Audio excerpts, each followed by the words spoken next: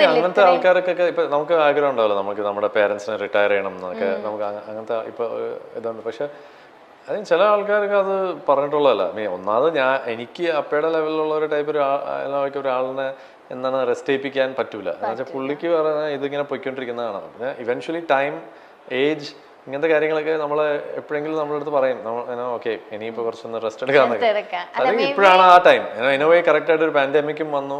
So പുള്ളിയുടെ like is okay, ഇത് actually okay ഇനിയിപ്പോൾ ഞാൻ എന്താണ് ചില്ല് ചെയ്യാം. അപ്പോൾ അമ്മ ഇങ്ങനെ പറഞ്ഞാൽ നമ്മൾ നടക്കാൻ പോകുന്നത്. അപ്പോൾ അതൊക്കെ ഭയങ്കര മടിയാണ്. പക്ഷെ അല്ലെങ്കിൽ ഡയറ്റും കാര്യങ്ങളൊക്കെ വളരെ കൺട്രോൾഡ് ആണ്. അപ്പൊ എന്നിട്ട് പിന്നെ ഈ എയർപോർട്ട്സിൽ നടക്കുക, പിന്നെ കച്ചേരിക്ക് 3 മണിക്കൂർ ഇങ്ങനെ ഇരിക്കുക, ഇതൊക്കെയാണ് പുള്ളിയുടെ എക്സസൈസും. അപ്പൊ ഇങ്ങനെ ട്രാവൽ ചെയ്യുമ്പോൾ തന്നെ ഭയങ്കര അങ്ങനത്തെ നടക്കുന്നതൊക്കെ എപ്പോഴും ഉള്ള ഒരു കാര്യമാണ്. But he's like now is like okay അതൊക്കെ കുഴപ്പമില്ല, കുറച്ചൊന്ന് റിലാക്സ് ചെയ്യാന്നൊക്കെ. ഒരു മിസ്സിംഗ് മൊമെന്റ്സ് ഒക്കെ ഉണ്ടായിട്ടുണ്ടോ ലൈഫില്? അങ്ങനൊന്നുമില്ല. ലൈക്ക് ഇപ്പൊ ഞാനും എന്റെ ജോലി അത് തന്നെയാണ്. അപ്പൊ അതൊരു അണ്ടർസ്റ്റാൻഡിങ് ആണ്. ലൈക്ക് നമ്മൾ ഇങ്ങനത്തെ ഇതാകുമ്പോഴത്തേക്കും വിൽ ഹാവ് ടു. ഇപ്പൊ എന്റെ പിള്ളേരെ ഞാൻ അതുപോലെ എത്രയോ മിസ് ചെയ്യുന്നു. എൻ്റെ ഒരു ഡിഫറൻസ് എന്ന് വെച്ചാൽ ഞാൻ കുറെ ട്രിപ്സ് പ്ലാൻ ചെയ്യും എങ്ങനെങ്കിലൊക്കെ. ഒരു സമ്മറെങ്കിലും ഇപ്പൊ ഞാൻ അവരായിട്ട് അമേരിക്കയിൽ പോയി, എന്നിട്ട് അവരവിടെ കുറച്ച് നാൾ അവരുടെ കൂടെ ഉണ്ടായിരുന്നു. അവിടെ അപ്പയുടെ അമ്മയുടെ അവിടെ വിട്ടു. അവരുടെ അമ്മ വന്നു, ഞാൻ ഇങ്ങോട്ട് ജോലിക്കും ഓരോ ഫംഗ്ഷൻസും അവാർഡ് റെക്കോർഡിങ്സ് ഒക്കെ ആയിട്ട് ഞാൻ ഇങ്ങോട്ട് തിരിച്ചു വന്നു. അപ്പോൾ അവരവിടെ ഇങ്ങനെ കുറച്ച് അങ്ങനെ ഡിസ്നി വേൾഡും അങ്ങനെയൊക്കെ കറങ്ങാനൊക്കെ പോയിട്ടുണ്ട്. സോ അങ്ങനെ നമ്മൾ മാനേജ് ചെയ്യാം എങ്ങനെയെങ്കിലൊക്കെ. ഇപ്പൊ ദാസേട്ടൻ അച്ഛനെ കുറിച്ച് നമ്മൾ പറഞ്ഞുകൊണ്ടിരുന്നേ, വിജയ് ചേട്ടൻ അച്ഛനെ കുറിച്ച് ചോദിച്ചാൽ സെൽഫായിട്ട് എന്തായിരിക്കും പറയാ? അച്ഛൻ പൊളിയാണ്. അതെ, ഞാൻ പറയാൻ പാടില്ലല്ലോ, എൻ്റെ പിള്ളേർ പറയട്ടെ, അത് ഞാനായിട്ട് പറയുന്നത് ശരിയല്ല. പക്ഷെ ഞാൻ ഭയങ്കര അറ്റാച്ച്ഡ് ആണ് അവരുമായിട്ട്. ഇമോഷണലി ലൈക്ക് നമ്മൾ എപ്പോഴും സംസാരിക്കുകയും ഞങ്ങൾ അങ്ങോട്ടും ഇങ്ങോട്ടും ഓരോ കാര്യങ്ങൾ ഓപ്പണായിട്ട് പറയും. അവർ 14 8 വയസ്സാവുമ്പോൾ ജൂലൈയിൽ ഇളയാൾക്ക്. അപ്പോൾ 14 8 അപ്പം അവർക്കിപ്പോൾ എല്ലാ കാര്യങ്ങളും ഓപ്പണായിട്ട് സംസാരിക്കാനുള്ള ഒരു ഏജായി. എസ്പെഷ്യലി അമ്മയൊക്കെ. അവിയാൻ കുറച്ചുകൂടെയും ഇപ്പോഴും ചെറുതാണ്, പക്ഷെ എന്നാലും he is also very smart. എല്ലാ കാര്യങ്ങളും വാച്ച് ചെയ്യും, എല്ലാ കാര്യങ്ങളും നോക്കുകയൊക്കെ ചെയ്യും. സോ ലൈക്ക് ദാസേട്ടൻ അവരുടെ കൂടെ ഉള്ളപ്പോൾ ഭയങ്കര ചൈൽഡിഷ് ആയിട്ട് അതാണ് എനിക്കൊക്കെ അങ്ങനത്തെ പ്രോത്സാഹനമൊക്കെ ഇപ്പോഴാണ് കിട്ടുന്നത് പുള്ളിയുടെ. പക്ഷെ അതെന്താ വെച്ചാൽ ഞാൻ പറയാ, നേരെ മരുമക്കൾക്ക് എന്താണ് പ്രോത്സാഹനം ഭയങ്കരമായിട്ട് വാരി കൊടുത്തു, കുഴപ്പമൊന്നുമില്ല. എനിക്കൊക്കെ ഇത് കുറേ നാളെ ഇപ്പൊ വളരെ എന്തെങ്കിലും പാട്ട് ഇറങ്ങിയ നീ ആ പാട്ട് നന്നായിട്ട് പാടുക, അതിനുശേഷം എന്തായാലും അങ്ങനെയൊക്കെ. പക്ഷെ വളരെ റെയറായിട്ട് ശരിക്കും ഇഷ്ടപ്പെട്ടാൽ മാത്രമേ പറയുള്ളൂ. ഇപ്പൊ മാമൻ എന്ന് പറഞ്ഞ റിലീസായ പാട്ട് റഹ്മാൻ സാറുണ്ട്.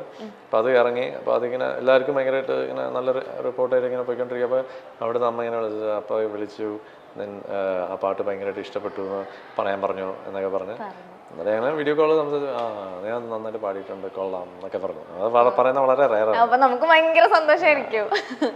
നമ്മളതിങ്ങനെ ഓക്കെ കൂടുതൽ എക്സൈറ്റഡ് ആവണ്ട, നമുക്കത് ശീലമായല്ലോ, അങ്ങനെയാണെന്ന് നമുക്ക് അറിയാലോ. ഓക്കെ, അപ്പോ ഈ മ്യൂസിക് ഇൻഡസ്ട്രീനെ പറ്റിയിട്ട് അപ്പൊ എന്തൊക്കെയായിരുന്നു പറഞ്ഞു തന്നിട്ടുണ്ടായിരുന്നത്? ഇപ്പൊ ലൈക്ക് അവിടെ നമുക്ക് ഈ പറഞ്ഞ പോലെ പറഞ്ഞു തരാനൊന്നുമില്ല. ഞാൻ കണ്ടു വളർന്ന കുറെ കാര്യങ്ങളുണ്ട്. പിന്നെ ഞാൻ പറഞ്ഞില്ല, കാലങ്ങളിൽ ഞാനിങ്ങനെ എന്താ ലൈക്ക് എങ്ങനെ ഇത്രയും വെയിറ്റ് ചെയ്ത് ഒന്നും വരുന്നില്ല അല്ലെങ്കിൽ. അപ്പോൾ എൻ്റെ അടുത്ത് പറഞ്ഞിട്ടുള്ള ഒരു കാര്യം ഇത് മാത്രമേ ഉള്ളൂ. നമ്മുടെ ഒരു സ്കിൽ, എന്തെങ്കിലും നമുക്കൊരു സ്കില്ലുണ്ടാവും. അതിനെ ഒരാളത് കാണുമ്പോൾ അല്ലെങ്കിൽ അത് കാണണമെങ്കിൽ നമ്മുടെ സ്കില്ല് അത്രയ്ക്കും ഷൈനായിട്ട് നിൽക്കണം. ലൈക്ക് പ്രോപ്പറായിട്ട് നമ്മളത് മിനുക്കി നമ്മൾ ഡിസ്പ്ലേയിൽ വെക്കുമ്പോഴത്തേക്കും കണ്ട് ഇത് വേണം എന്ന് ഒരാൾക്ക് തോന്നണം. അപ്പോൾ നമ്മുടെ ആ പ്രോഡക്റ്റ് പ്രോപ്പറായിട്ട് നമ്മൾ പോളിഷ് ചെയ്ത് ഷൈൻ ചെയ്ത് വെക്കേണ്ടത് നമ്മുടെ ചുമതലയാണ്. I think that was one thing that okay. അപ്പോൾ നമ്മൾ ഇപ്പോൾ പറഞ്ഞാൽ നമ്മളൊരു യൂഷ്വലി എന്താ പറയുക, ഇൻസ്റ്റാഗ്രാമിൽ നമ്മൾ കാണുന്ന കുറേ പോസ്റ്റുകളാണ് മൗണ്ടൻ സക്സസ് എന്ന് പറഞ്ഞിട്ട് വെള്ളത്തിന് മുകളിലുള്ള ഇത്രയുള്ളത്. പക്ഷേ ഇത്രയൊക്കെ ഉണ്ട് hard work, difficulties, ups and downs, എന്താണ് ഫ്രസ്ട്രേഷൻസ്, എന്താണ് എത്രയോ കാര്യങ്ങൾ അതിൻ്റെ പുറകിൽ, ആരൊക്കെ അതിൻ്റെ കൂടെ ഉണ്ടെന്നുള്ളതൊക്കെ. അപ്പോൾ അതൊക്കെ ബാക്കിലാണ്. അതൊക്കെ ബാക്കിലുള്ളത് എത്രയോ പേര് കാണില്ല. എല്ലാവരും വിചാരിക്കാം യേശുദാസ് സുഖമല്ലേ, എന്താണ് നല്ല ചാൻസ് കിട്ടുന്നുണ്ടാവും, എന്താണ് എപ്പോഴും ബ്രേക്ക് കിട്ടുന്നുണ്ട്, അല്ലെങ്കിൽ വണ്ടി മേടിച്ചു കൊടുക്കാൻ അച്ഛനുണ്ട്, ഇങ്ങനത്തെ കാര്യങ്ങളൊക്കെ. അതൊക്കെ സിമ്പിൾ തിങ്സ്. അതൊക്കെ നമ്മൾ ഇരുന്ന് ആലോചിക്കാൻ പോയി കഴിഞ്ഞാൽ ഞാൻ ഇതൊക്കെ പറയുന്നത് only because that is what most people like ഈ ഒരു വലിയൊരു അച്ഛനുള്ള ഒരു ആൾക്കാർക്കൊക്കെ ഫേസ് ചെയ്യുന്നത്. ഇപ്പുറത്തെ സൈഡിൽ ദേ ടോക്ക് അബൌട്ട് നെപ്പോട്ടിസം അങ്ങനത്തെ കാര്യങ്ങൾ ഓൾസോ. ബട്ട് ഇതിൻ്റെതായിട്ടുള്ള ഡിഫിക്കൽട്ടീസ് ഇതിനുമുണ്ട്, അതിൻ്റെതായിട്ടുള്ള ഡിഫിക്കൽട്ടീസ് അതിനുമുണ്ട്. So it's part of life. അല്ല ഇപ്പൊ ദാസേട്ടൻ തന്നെ പറഞ്ഞിട്ടുണ്ട് കഴിവുള്ളവനെ അംഗീകരിക്കണം. അത് എല്ലാരും പറയുന്ന കോമൺലി പറയുന്ന ഒരു കാര്യമാണ്. അപ്പൊ ദാസേട്ടൻ എടുത്തു പറഞ്ഞൊരു കാര്യമാണ് കഴിവുള്ളവനെ നമ്മൾ അംഗീകരിക്കണം എന്നുള്ളത്. പക്ഷേ ഇപ്പൊ ചേട്ടൻ നേരത്തെ ഇപ്പൊ നമ്മൾ സംസാരിച്ചിരുന്ന പോലെ കഴിവുള്ള ഇപ്പൊ ദാസേട്ടന്റെ മകനാണെന്നുള്ള ഒരു അംഗീകാരത്തിലുപരി അങ്ങനത്തെ കാര്യങ്ങൾ ചേട്ടൻ ഫേസ് ചെയ്തിട്ടുണ്ടോ? ദാസേട്ടന്റെ മകനാണെന്നല്ലാതെ വേറൊരു സൈഡിൽ നിന്ന് ഞാൻ ആലോചിച്ചിട്ടില്ല. പക്ഷെ അങ്ങനെയൊക്കെ സംഭവിക്കുകയാണെങ്കിലും ഇറ്റ്സ് ജസ്റ്റ് ടൈം. ഓരോ സമയത്ത് നമുക്ക് എന്തെങ്കിലുമൊക്കെ ഫേസ് ചെയ്യാനുള്ളത് നമ്മൾ ഫേസ് ചെയ്യുന്നു. എന്നാൽ it's just that's it. Like നമുക്ക് അതിനെപ്പറ്റി കൂടുതൽ ചിന്തിച്ചുകൊണ്ടിരുന്ന യു കാൺ ലിവ്. ലൈക്ക് ചിന്ത ഇല്ല എന്നല്ല ഞാൻ പറയണം, ചിന്ത ഉണ്ടായിട്ടുണ്ട്. പക്ഷെ sometimes you just put it aside and then you just focus on just enjoying and just enjoying life. അങ്ങനെ മുന്നോട്ട് ഇങ്ങനെ കൊണ്ടുപോവുക. Try to be happy, peaceful, അങ്ങനത്തെ കാര്യങ്ങളൊക്കെ. കൂടുതൽ നമ്മൾ അതിലേക്ക് ശരിക്കും നമ്മളെ വിളിക്കാത്തത് നമ്മളുടെ അടുത്ത് ഇഷ്ടമില്ലാത്തതുകൊണ്ടാണ്, അല്ലെങ്കിൽ നമ്മൾക്ക് ചാൻസ് തരാത്ത, ഇങ്ങനെയൊക്കെ ചിന്തിക്കില്ല എന്നല്ല, ചിന്തിച്ചിട്ടുണ്ട് കുറേ വർഷങ്ങളൊക്കെ അങ്ങനെ ചിന്തിച്ചിട്ടുണ്ട്. ഈവൻ ഈ ഇടയ്ക്കും പോലും ചില പാട്ടുകൾ നമ്മൾ പാടാൻ വേണ്ടി നമ്മളെ വിളിക്കുമ്പോൾ നമ്മൾ മനസ്സിലായിരിക്കും നമ്മളെ വിളിച്ചത് ഓക്കെ. ഇപ്പോഴും റീസെൻ്റ്ലി ഇറ്റ്സ് ഹാപ്പൻ. നമ്മൾ പാടാൻ വേണ്ടി വിളിച്ച് അത് പാടിക്കഴിഞ്ഞാൽ നമ്മുടെ ഇൻഡസ്ട്രിയിലെ ഒരു ഏറ്റവും വലിയൊരു കുഴപ്പം, നമ്മുടെ എന്ന് വെച്ചാൽ മലയാളം മാത്രമല്ല ജനറലി സിനിമ ഇൻഡസ്ട്രിയിലുള്ള ഏറ്റവും വലിയ കുഴപ്പം ഐ തിങ്ക് എസ്പെഷ്യലി ഇന്ത്യയിലാണെന്ന് തോന്നുന്നത്. ജനറലി നമ്മുടെ ഒരു കൾച്ചറിൻ്റെ ഒരു കുഴപ്പമാണെന്ന് തോന്നുന്നു. മേ ബി അതൊരു not in a negative way.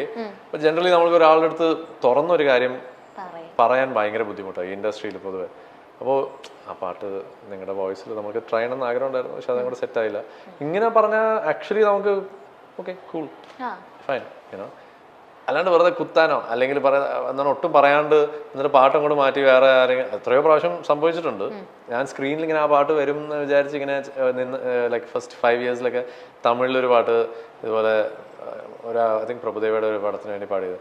അപ്പോൾ ഞാൻ അങ്ങനെ അത് വരും എന്നിങ്ങനെ വിചാരിച്ചിട്ടുണ്ട്. സമയം നോക്കിയപ്പോഴത്തേക്കും വേറൊരു വോയിസ്. അപ്പോൾ ഞാൻ അറിഞ്ഞു പോലും ഇല്ല. ലൈക്ക് അന്നൊക്കെ ഭയങ്കരമായിട്ട് ഹേർട്ടായി, ഇതെന്താ ഇങ്ങനെയെന്നൊക്കെ. പിന്നെ you get use to that and then പിന്നെ ഇറ്റ്സ് ലൈക്ക് ഓക്കെ നമ്മൾ എക്സ്പെക്റ്റഡ് ആണ് ഇങ്ങനത്തെ കാര്യങ്ങൾ നടക്കും എന്നുള്ളത്.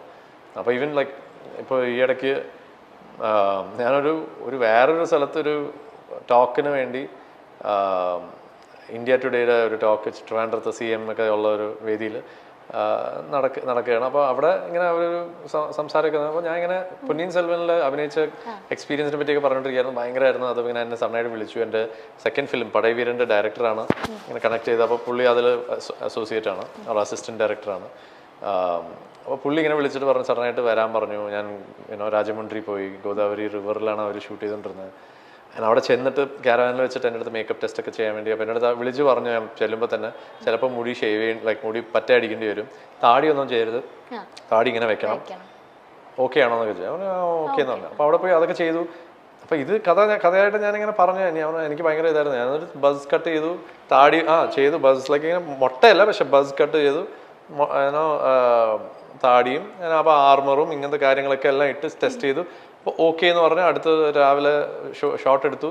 ഒരു ഡയലോഗ് ഉണ്ടായിരുന്നു, അതൊക്കെ കുറച്ച് എന്താണ് തെറ്റിച്ചു, എന്താണ് ടെൻഷനായി, കൺഫ്യൂഷനായി ഇതൊക്കെ. പക്ഷെ എന്നിട്ടും ഷോട്ട് ചെയ്ത് കഴിഞ്ഞപ്പോഴത്തേക്കും ഇങ്ങനെ സാറിന് ഇഷ്ടപ്പെട്ടു എന്നൊക്കെയാണ് പറഞ്ഞതെന്നൊക്കെ പറഞ്ഞ് അതിന് അടുത്ത വേറെ പിന്നെ സ്കെഡ്യൂളിൽ ഹൈദരാബാദ് പോയി ഫുൾ ഹോഴ്സ് റൈഡിങ്ങും വിക്രം സാറിൻ്റെ കൂടെ കുറേ ഷോട്ട്സും ഇതൊക്കെ കഥയായിട്ട് പറഞ്ഞു കഴിഞ്ഞിട്ട് സഡനായിട്ട് ഇപ്പോൾ ഞാൻ ഇങ്ങനെ കൊച്ചിയിലേക്ക് വന്നപ്പോഴത്തേക്കും എൻ്റെ അടുത്ത് ആരോ പറഞ്ഞു അത് മറ്റേ പൊന്നിയിൻ സെൽവനിൽ അഭിനയിച്ച കാര്യം ഭയങ്കര എന്താണ് വിവാദമായല്ലേ,